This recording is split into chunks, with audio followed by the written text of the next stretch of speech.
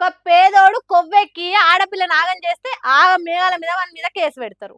లోపటేసి బొక్కలు పొక్కలు పడేటట్టు కొడతారు. అవసరమైతే సీన్ రీకన్స్ట్రక్షన్ పేరు మీద ఖాళీ జాగాలకు తీసుకుపోయి పోలీసుల మీద దాడి చేసిండని అందుకే ఎన్కౌంటర్ చేయాల్సి వచ్చిందని చంపేస్తారు. అదే ఉన్నోళ్ళ కొడుకులు అట్లా కాదు.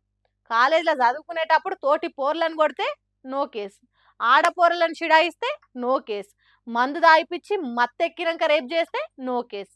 ఇదయ్యా మన చట్టం, మన న్యాయం అని పబ్లిక్ లో బాగా చర్చ జరిగితే తప్ప మన హోంశాఖకు సోయిరా అన్నట్టున్నది.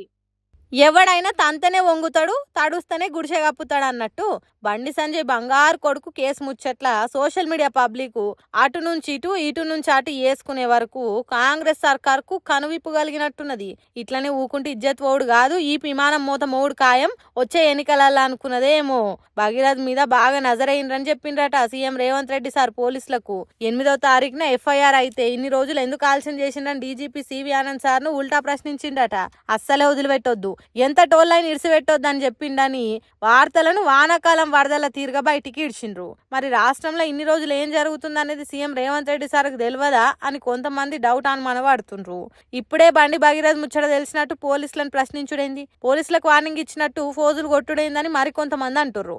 అయితే దీని వెనుక సీఎం బిల్డప్ ఇచ్చే తానికే భీకరమైన నిర్ణయాలు తీసుకున్నట్టు పోజులు కొడుతున్నాడని అంటున్నారు ఇంకొంతమంది గుణం ఆలోచన కలిగిన వాళ్ళు. బండి భగీరథ్ బాధితురాలు తల్లి 3 నెలల నుంచి పోలీస్ స్టేషన్ లో ఫైటింగ్ చేస్తున్న ముచ్చట సర్కార్కు తెలియదా? ఇంటెలిజెన్స్ వర్గాలు సీఎం దాకా ముచ్చట తీసుకుపోకుండానే ఉంటాయా అని సోషల్ మీడియాలో పుట్ల కొద్ది వార్తలు పుంకాలుగా వచ్చినాయి. పేదోళ్ళకు ఒక న్యాయం, పెద్దోళ్ళకి ఇంకో న్యాయమా? దేశంలో చట్టం అనేది ఒకటి ఉన్నదా? దాని డ్యూటీ తాను చక్కగా చేస్తున్నదా? పైసలు పదవులు పరపతున్నోళ్ళదే రాజ్యం అవుతుంది. ఇది ప్రజాస్వామ్యం కాదు, పెద్దోళ్ళ స్వామ్యం.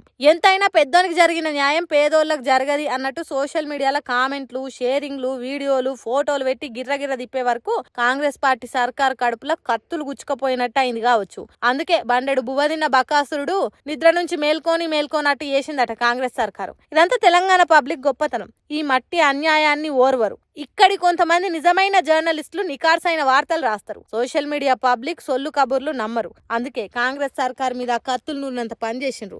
అది తెలిసిన సీఎం రేవంత్ రెడ్డి కవరింగ్ కార్యాన్ని ముంగటేసుకున్నాడని అంటున్నారు. అంతే తప్ప ఊదుగాలది పీరు లేవదన్నట్టు బండి భగీరథ్ కు శిక్ష పడేదాకా మాకు నమ్మకం లేదు దొరా అని అంటుర్రట. ఏమైతుందో ఇక.